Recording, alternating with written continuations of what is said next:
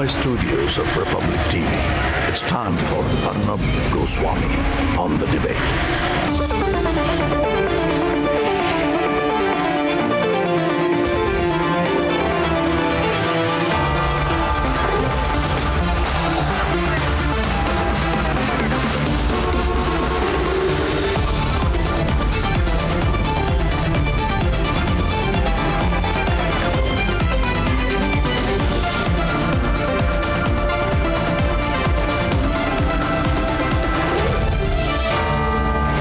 Arnab Goswami on the debate at 9. Presented by Amity University. Powered by RP Sanjeev Goenka Group, Century Ply, TVS Euro Grip and Hamdard Safi.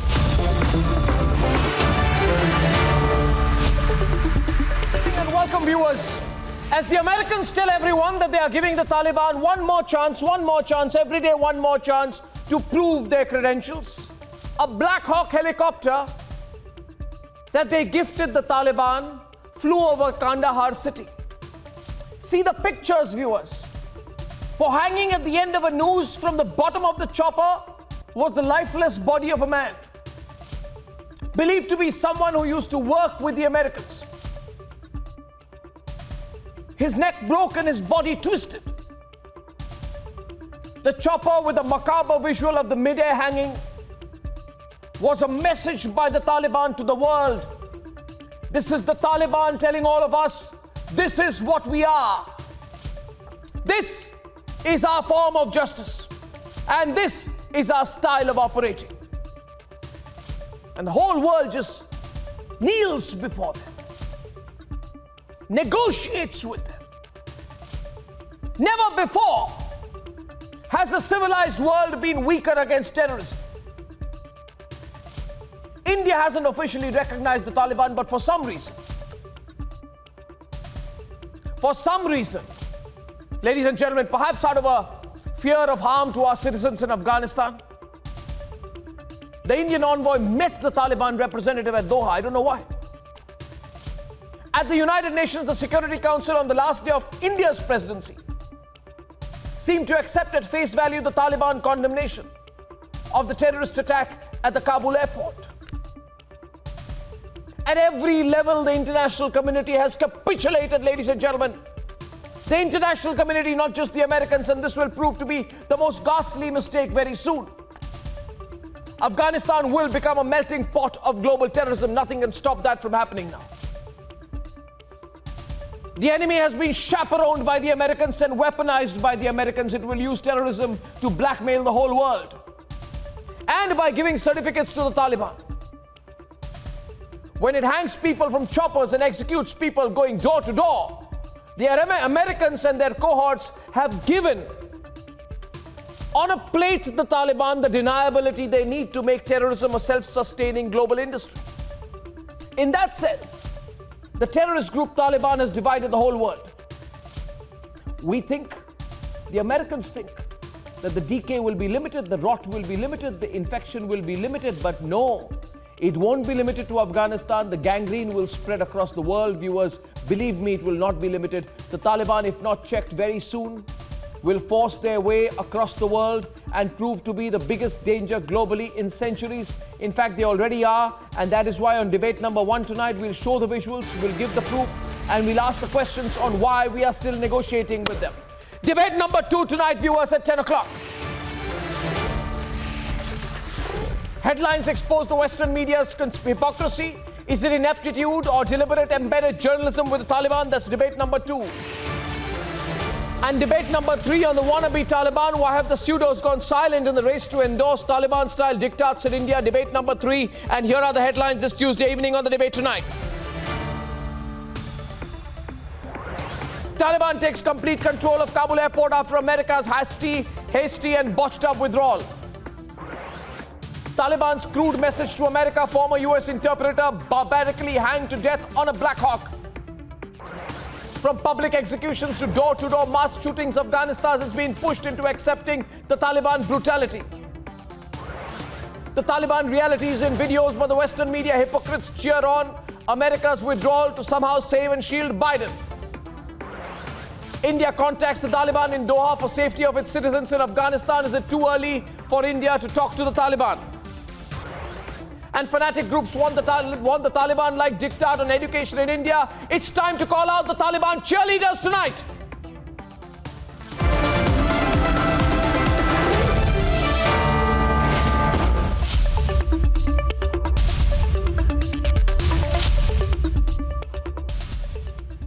And ladies and gentlemen, America has fled Afghanistan way before the deadline set by the Taliban. Tonight, the whole world is looking at the real face of this terrorist group, which shock and horror, chopper hangings, targeted killings and massacres are just the beginning.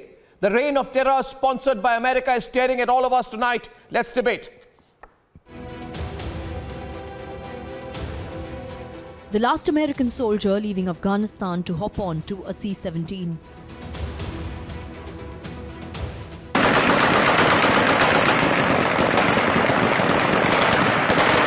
Barely had the dust settled and celebrations had broken out.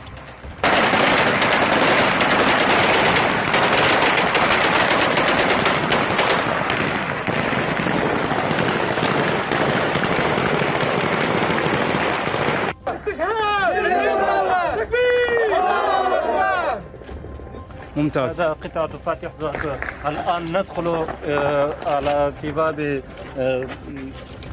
ميدان هوائي. يلا في باب المطار هياتنا ها.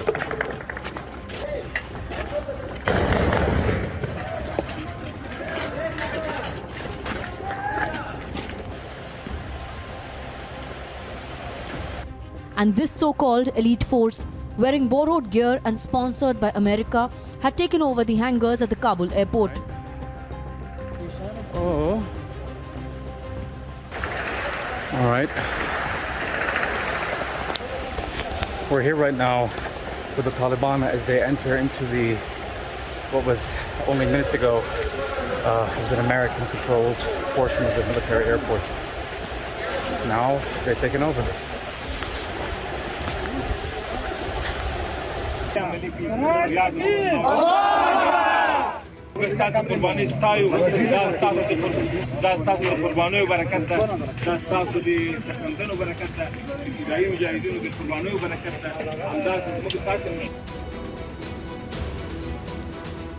Watch this video.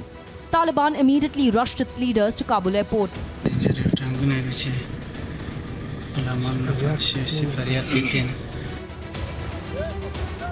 Lining up so-called soldiers and declaring that America had been defeated.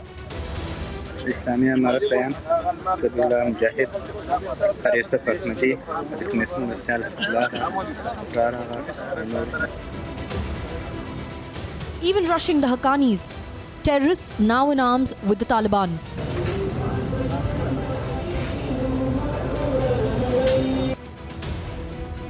From the tarmac to the ATC, they now control everything. As we know better that all American soldiers have left Afghanistan completely last night. We were witnessing a lot of free fighters in the sky by Taliban fighters last night due to American leaving Afghanistan. Today is the first day after 20 years that not a single American is in the country. Evacuation of their forces, America said that they would to have the embassy, they have not the embassy in Afghanistan and will help Afghanistan for a neighboring country to Afghanistan. But that's not the story tonight. Watch this, a Black Hawk handed by the Americans to the Taliban, being used for hanging those that Taliban hates the most. Reports suggest this was a US interpreter punished, a message sent to America.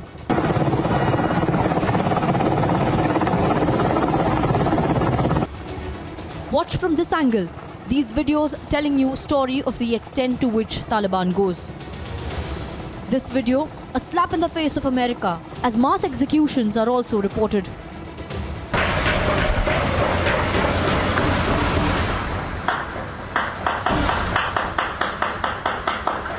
These are videos the West wants to hide to cover up Joe Biden's failure.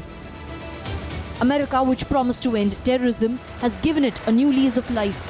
It effectively has armed terror. Let's debate.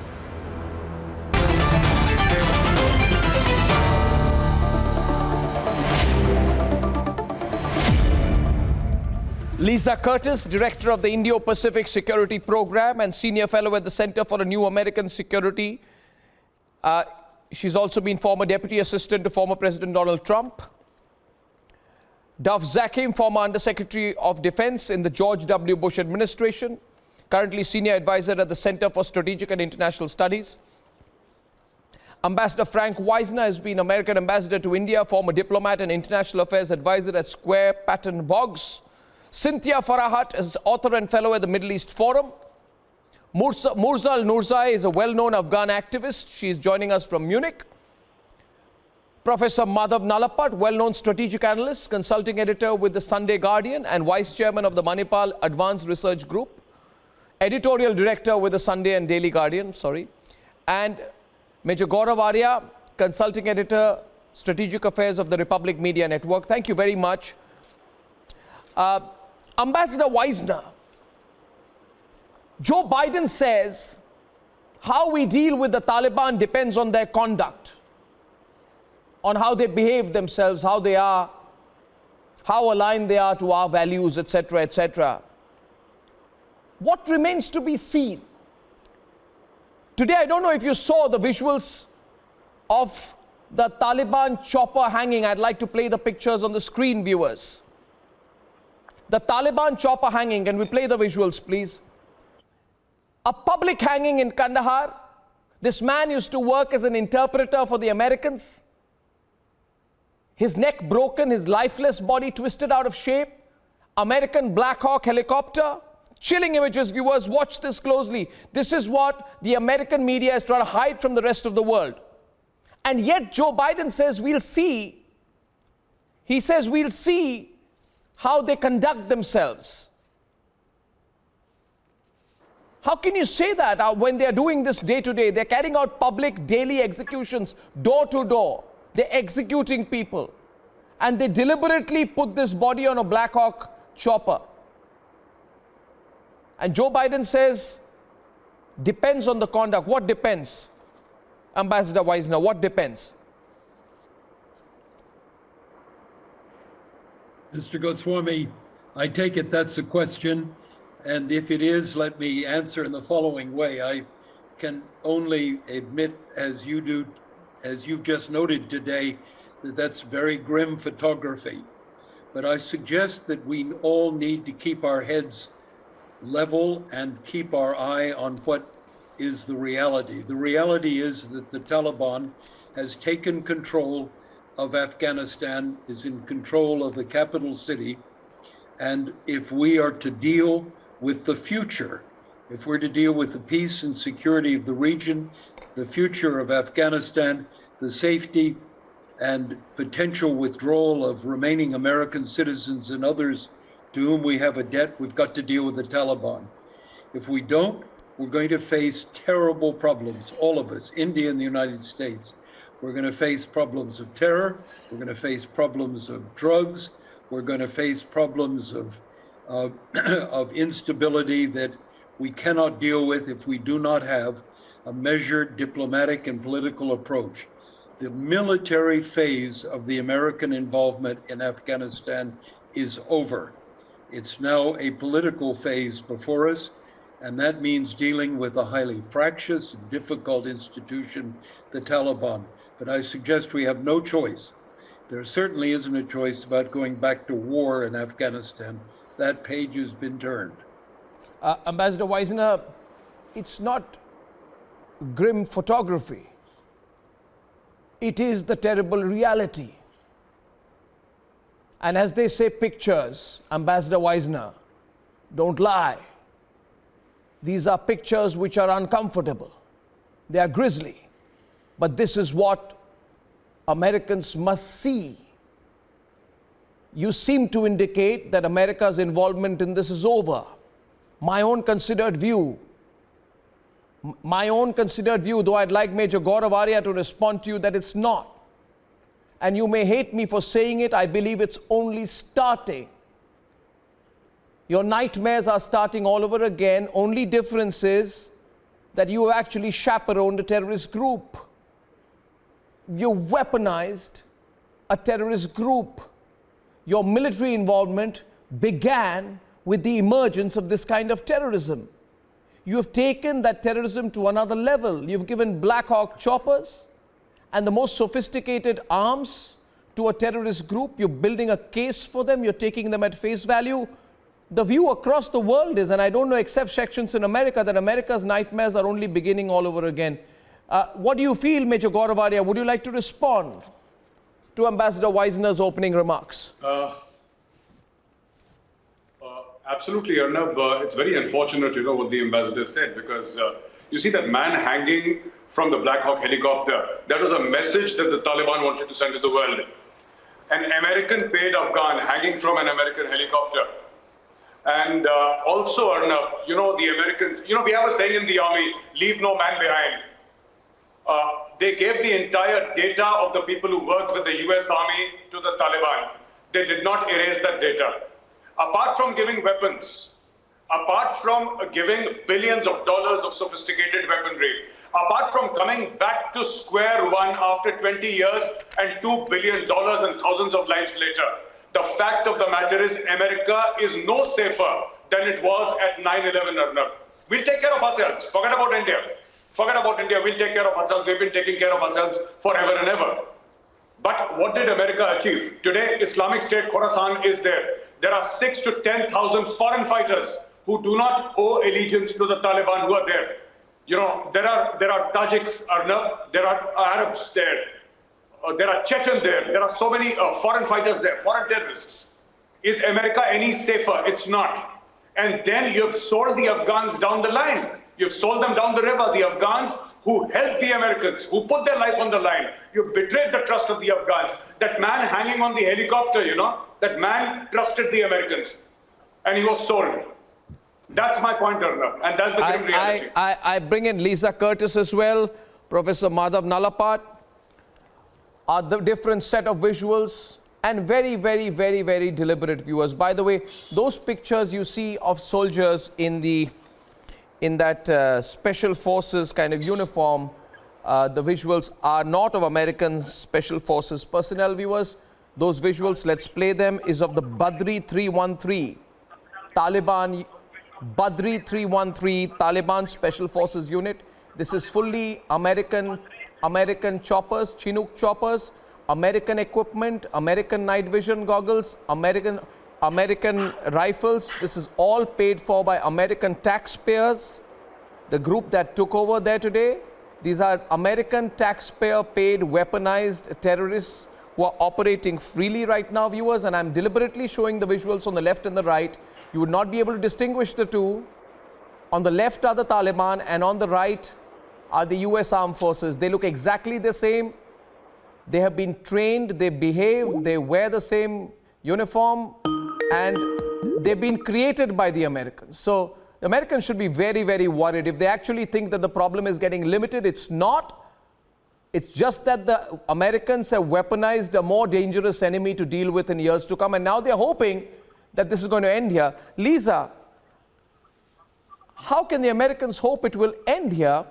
There are videos of door-to-door executions going on as of through the day today, all of last evening. The Taliban are entering homes and relentlessly firing. House-to-house executions are going on in Kabul on the last day of the Americans being there. And yet America is saying, these are the good guys. The ISIS are the bad guys. How long will this argument be allowed to continue? How long will it hold in your view? Look, of course, the threat's not ending. In fact, there's the potential that we're going to face a more serious terrorist threat from Afghanistan than we faced before the 9/11 attacks. Now, thankfully, the U.S. has strengthened our own homeland security, making it much more difficult for such attacks to be carried out on the U.S. But if you look at the fact that the Taliban never broke links to al-Qaeda, they are still closely linked to other terrorist groups, those terrorist groups that threaten India, Jaish-e-Mohammed, Lashkar-e-Taiba. It is true that they oppose ISIS-K, so there is potential that the ISIS-K threat would diminish because they are likely to fight ISIS-K. But all of the other terrorist groups, al-Qaeda and all of the other terrorist groups that are in Afghanistan will be strengthened. And in fact, we'll likely see foreign terrorist fighters from other parts of the world reconverging in Afghanistan. Look, the Doha Agreement was very weak. It did not demand that the Taliban break ties to al-Qaeda. It didn't demand that the Taliban expel al-Qaeda. So it was a very weak agreement. And I agree, it undermined the Afghan government and it emboldened the Taliban. And not only did the agreement not demand the Taliban break ties with terrorism, it forced the Ghani government to release 5,000 Taliban prisoners before the Taliban had even agreed to sit down with the Afghan government. And these are the same Taliban prisoners that likely contributed to the military campaign that just overtook the country. So yes, the world is less safe now that the Taliban control Afghanistan. And I do agree that the U.S. working closely with the international community, like-minded democratic countries like India, like the EU, like the UK, should try, and I emphasize try, to shape the Taliban's behavior moving forward. Now, I agree. The horrifying image that you're showing, this is the first time I've seen it. That is an indicator that the Taliban have not changed. So the signs are not good. But I think we do owe it to the Afghans that are still in the country, that are in danger. We owe it to them to try to shape the Taliban's behavior moving forward, to protect those Afghans and Lisa, protect the millions of Afghans. Lisa, while you were speaking, Professor Madhav Nalapat, was shaking his head in disagreement, especially when you said that the U.S. should try to influence the thinking and behavior of the Taliban. See, Lisa, America knows what it's doing. It is only hoping, Professor Nalapat, that the danger will be spread across the world. And America is hoping that it will not be the principal target, that it will do a deal with the Taliban, not be the principal target, not be the center of focus of a global terrorist attack, and hope to manage the other terrorist groups in Pakistan and Afghanistan through the Taliban, and then make these academic divides. Like they've been saying, Professor Nalapat, they kept telling us the Haqqani network and the Taliban are two separate entities. Haqqani is bad, but Taliban is good. They kept saying that. And this morning, Professor Nalapat, you saw visuals there of Anas Haqqani inspecting the airport minutes after the Americans evacuated, being escorted by the Taliban. And the US State Department kept saying, no, Haqqani is bad, Taliban is good. And then the terrorist group, the Haqqani network, Anas Haqqani, is inspecting the airport, taking stock of the American war chest. And yet the State Department kept saying, no, this is not possible. Please don't link the Taliban and the Haqqani. They're all in it together. The visuals are speaking for it. America is thinking the danger is gone. It's going to come back with compounded interest. Professor Nalapat, what do you think? Find Lisa Curtis about the Khorasan project. And does she believe that it's only this so-called ISIS-K? And incidentally, I've seen in Syria, I've seen in Libya, I've seen in Iraq, how fighters change their so-called affiliation almost, day to day. Let's say that you're down on ammunition. Suddenly you become from Al-Qaeda or Daesh, you become a freedom fighter, quote unquote. You get money, you get ammunition, then you go back to Daesh. So frankly, the Khorasan project is something the Taliban absolutely believes in. And the Khorasan project is to establish a hardcore Wahhabi state in the heart of Asia, which will have its wings spread across Europe to the United States, Australia, Southeast Asia, everywhere. So if you believe that only the so-called ISIS-K, and frankly, these terms are meaningless because people move in and out of them. Any of us who have dealt with these people directly who have met them, who have talked to them, understand that these are basically terms of convenience for them, and they don't mean anything more than that. Now, we had Ambassador Weisner, who's obviously taken a crash course in public relations, talking about, well, or the Taliban, and I think even Ms. Curtis, who's normally well informed, that the Taliban have got control of Afghanistan. I'm sorry, they do not have control over Afghan in terms of the Afghan people, and they never have over the last 20 years. Maybe 10, 15% maximum of Afghan people believe in what they want, although the Americans have given them practically 90% of Afghan territory. The reality is the young in Afghanistan, the women of Afghanistan, the moderate Sunnis of Afghanistan, not these crazy fanatics, they do not want to see a fanaticized state, such as what the Taliban is behind. The Khorasan project, in which the Taliban is fully invested. And why? Because Afghanistan is supposed to be the center point of gravity of the Khorasan project. We have been talking about how Xi Jinping wants to make China the center point of global geopolitics. I'm sure all our American friends on this show will understand that and agree with that. Well, the Taliban want to make Afghanistan the center point of the Khorasan project. And may I just end this by saying, Arnab, the Americans have run away, and the commander-in-chief, no smart weapon is smarter than a commander-in-chief who's not smart at all. And you've seen that, whether it's biometrics, as Gaurav Arya said, you've handed over people who trusted America, helped America, to Taliban on a platter. The Taliban are back. You came into Afghanistan to fight them. Your friends have been forsaken. You came into Afghanistan to so-called protect them. And you had this craven withdrawal, a craven withdrawal by a cowardly commander-in-chief. And you say this is not a defeat, this is a great victory. I certainly hope American voters will understand otherwise. No, I only on one point I disagree with you.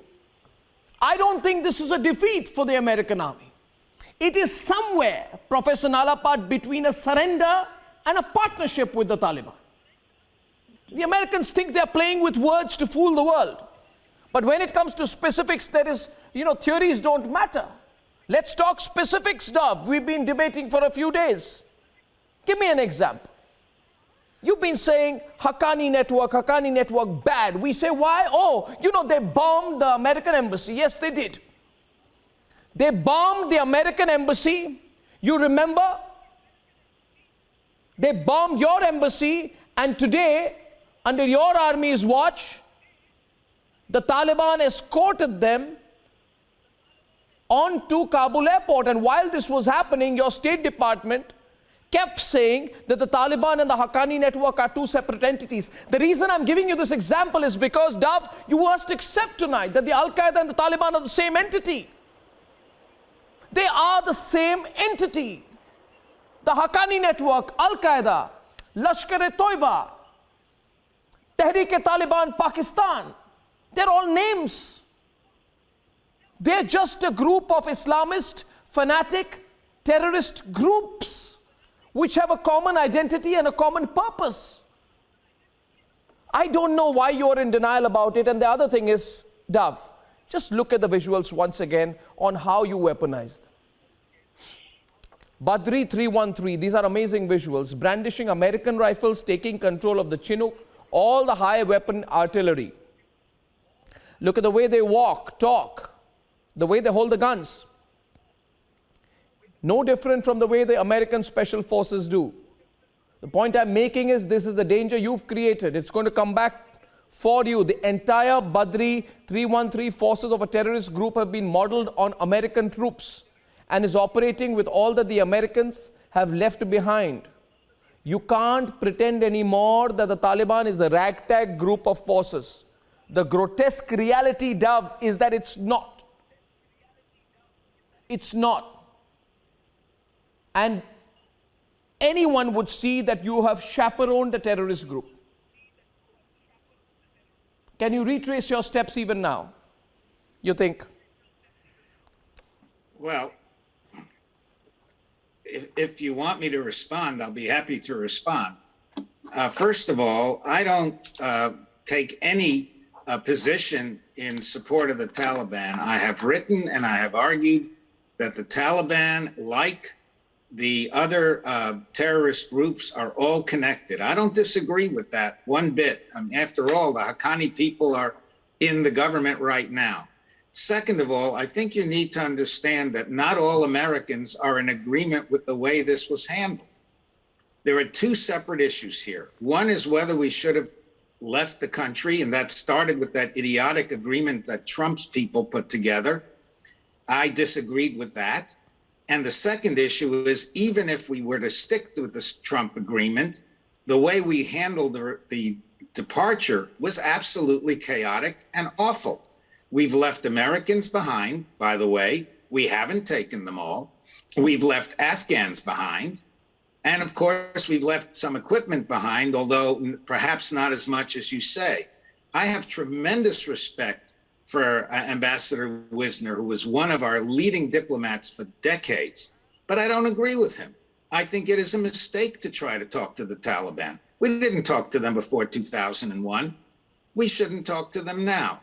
My worry isn't that the United States itself is going to be vulnerable. I think the points that have been made about our homeland security improvement are accurate, but I'm very, very worried about attacks on our Americans living outside the United States.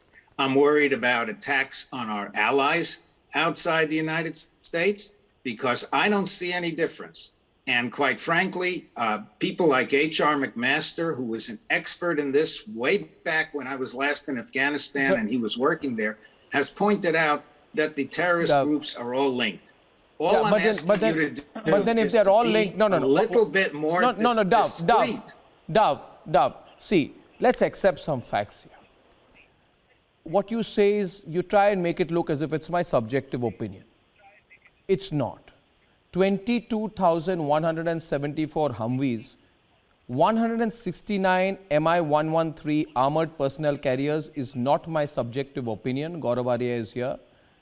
42,000 pickup trucks and SUVs, 64,363 machine guns, 8,000 trucks, 162,000 radios, 16,000 night vision goggles, 358,000 assault rifles, 126,000 pistols, about 200 pieces of artillery, 4 C-130 transports, 23 fixed-wing Embraer aircraft, 28 Cessna 208s.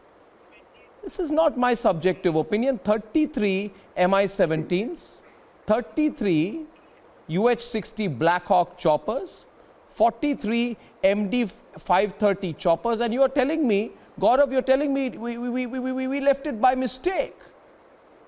Or you did not leave it by you wanted to weaponize the Taliban. You think they are your assets on the ground. They're not.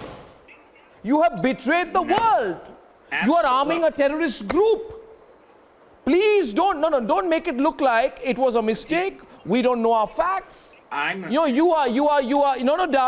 listen. Let's be honest with each other. If you have armed a terrorist group, you tell us why you've done so. Why have you done so? What we need to know is why have you armed a terrorist group which has invited the Al-Qaeda? Aminul Haq was back at Nangarhar yesterday. You weaponized them. You weaponized the Al-Qaeda. Do you want to hear my position, or do you simply want to lecture me? No, I'm giving you a contrary view. I want you to give me a view to counter mine factually. Well, let me give you an answer. The answer is straightforward. I don't disagree that the Taliban has a ton of equipment. I don't know the exact numbers. Maybe you do. Maybe you've counted every one. But the point is they have a lot. The only issue is, did they get this stuff from us, which is what you're accusing of falsely, quite frankly, or did they get it from the Afghan army that ran away? No. Those are fine. 1 minute. Those are Dove. 1 second. Dove. Those are, you know what? I want to tell you here, right? You can build a theoretical argument as much as you want. You can say, well, it could have been this, it could have been that, that's your perception. Fact of the matter is, any kindergarten observer of strategic affairs and geostrategic affairs with a modicum of understanding of intelligence and how operations will go, Gaurav would know that all this equipment is going to go to the Al-Qaeda. You want to fool the American people, I would say any American is watching this today, your government is fooling you. You want to fool the American people, you want to sanitize the facts, you'll get embedded journalism at CNN.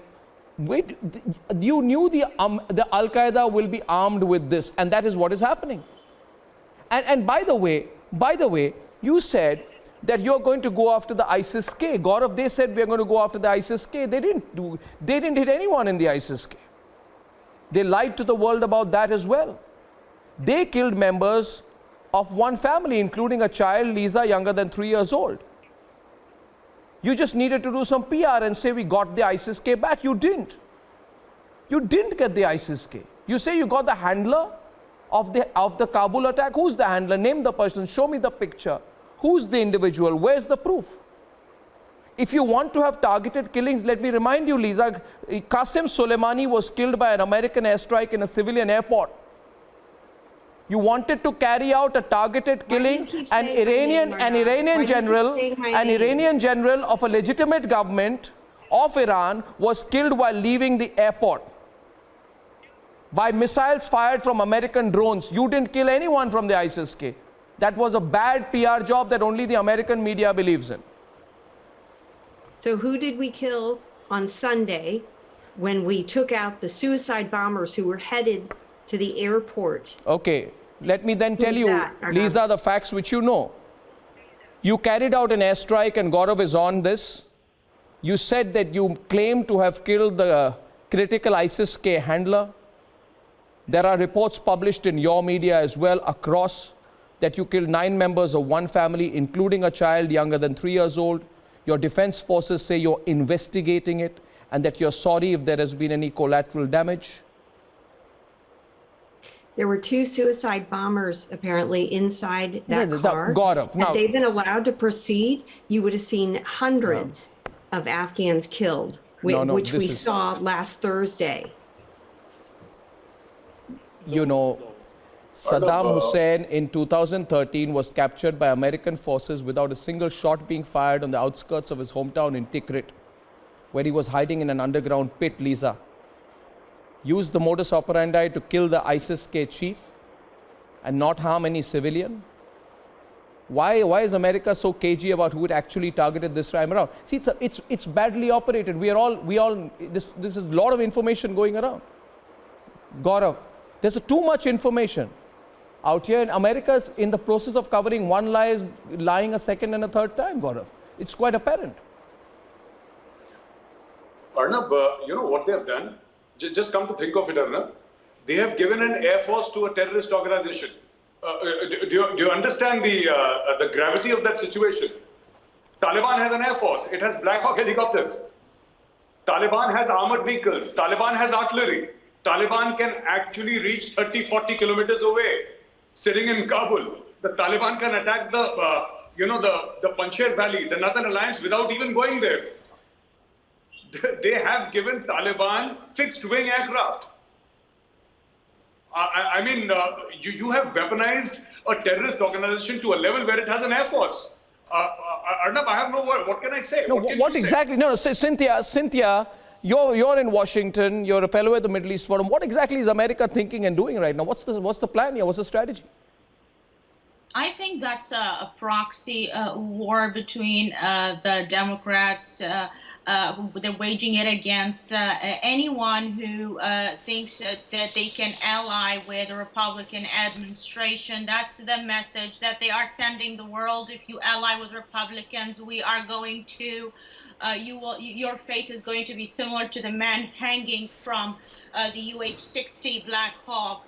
The United States regime of President Joe Biden intentionally armed the Taliban with billions of dollars worth of military equipment. To put this in perspective, they have given them 33 UH-60 Black Hawks. Do you know, today on Australia's Sky News, they said they have 39 UH-60 Black Hawks.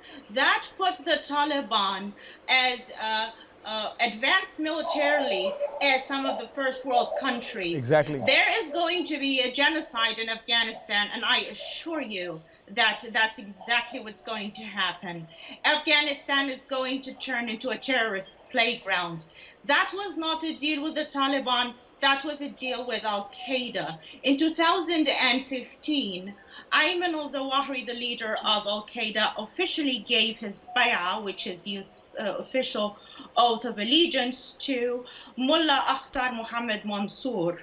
In 2016, Mullah Mansour was killed by drone strike in southern Pakistan, and then the Taliban chief who took after him was Hibatullah Akhundzada, who is currently the chief of the Taliban. This is the same man that Ayman al-Zawahiri gave his oath of allegiance to. When you talk about the Taliban, you are talking about Al-Qaeda. When they signed a peace treaty in 2020, that was not a peace treaty with the Taliban. That was a peace treaty with the de facto leaders of Al-Qaeda. Last August 16th. Go on. I think I lost the line there with Cynthia.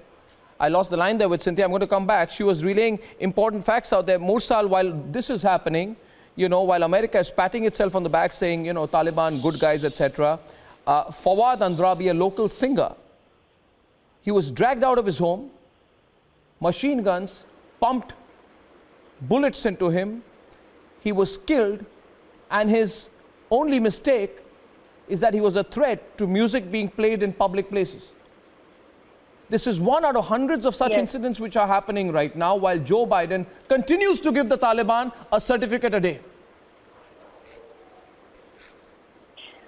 I am very well aware of this fact because one of our family members, and I cannot name because of his safety, he has built Afghanistan National Institute of Music in Afghanistan, the biggest music institute in Asia, and all those students are right now hiding, and they are in terrible condition. I have stories, and I know the places they are hiding. It's terrible to see how those kids are suffering, and it's only because a poor decision, a poor strategic decision being made by the Trump administration, which Biden administration didn't need to carry. So, and even if they wanted to carry the Trump administration, my question is to Washington and New York, why didn't we clear all the explosive, all the guns, all the machineries, all the weapons before evacuating the troops? Why didn't we evacuate the civilians and people who has worked with the troops before evacuating the troops? How can you send your forces away and then take care of the civilians? This is the first thing. Second thing, when the Western news channels tells, I'm listening to this since yesterday, they come back and they say about Afghanistan has won the war. Big correction, Afghanistan didn't win any war. Taliban and extremists won the war. Afghans have lost it completely. Ambassador Weisner, would you allow this to continue, go even further? The Al-Qaeda person has been appointed the interior minister. Ibrahim Sadr is an Al-Qaeda man. He's been appointed the interior minister by the Taliban. You know that he was coordinating all the attacks so far against the coalition forces. You know the Al-Qaeda has taken charge of all your equipment. I don't know how long the American government is going to wear this mask. I really don't think so. I don't think they can wear it for much longer. But what is What, in your view, is Biden's calculation here? Mr. Goswami, I've listened very carefully to the debate this far, and I have to say that the assertion that the United States in any way, shape, or form associated itself with the Taliban, wished a victory for the Taliban in Afghanistan is sheer, utter nonsense. That flies in the face of 20 years of American commitment, American blood, American treasure, and an ongoing American commitment to the war against terrorism. That will not stop. Second, it's incredibly misplaced to assert that Joe Biden is in any manner giving succor, solace to the Taliban or agreeing with the Taliban. Biden is looking after American strategic interests, those of our allies and others, and trying to figure out where do we go next in the face of a perfectly dreadful situation in Afghanistan. You don't need to make it worse. It is bad. But let's not forget our leverage has not ceased. We have the capacity Ambassador Wisner, to, could you let me finish, please? Yeah, I'm a little short of time, but I want to counter you on one simple point. I would like to finish and make the obvious point that you're missing, is that all of us in the world abroad have leverage with the Taliban. The country can't exist without financial and food assistance. It cannot exist without international recognition. So can I can I counter you, please, Ambassador Wisner? What leverage did you have over the Al-Qaeda? What leverage do you have over the Al-Qaeda, which is part of the Taliban administration? You think you have leverage over terrorist groups, sir? You think they operate normally? You think you have leverage over jihadists, suicide bombers? These are words that governments and armies can use with each other, but not with terrorist groups. I'm in fact quite surprised. And I in fact may say I'm completely shocked that you claim to have leverage over groups of terrorists. They don't operate that way. Will you have leverage over Khalil Haqqani? He has a $5 million reward for capture. He's appointed head of security for Kabul. What leverage will you have over him? Mr. Goswami, the leverage we have over terrorists is implacable hostility, determined military action, intelligence action, not only on the behalf of the United States, but our allies around the world. There is no giving quarter to terrorism. It's not the policy of the United States. I drew a distinction, which you refused to look at, between those who control Afghanistan today, the Taliban, and the need to see if we can use the leverage we have to shape a different path forward with them. I'd remind you, sir. I'd remind you, Ambassador Wisner. No, I will counter you. I will counter you, Ambassador Wisner. I remind you that around the time you were ambassador to India, Hillary Clinton, 2010, went and met a group of Afghan ministers, women, and she said to them, looking at them straight in the eye, I want to say one thing to you, the women of Afghanistan, we will never abandon you. She said, we will always stand by you. And that is why America is here, sir. What's the leverage that those Afghan women have here today? But I think I'll have to have a longer debate with you on this. A much longer debate. I look forward to having that soon. I thank you very much, only for want of time. Thank you very much for joining me on debate number 1. Viewers,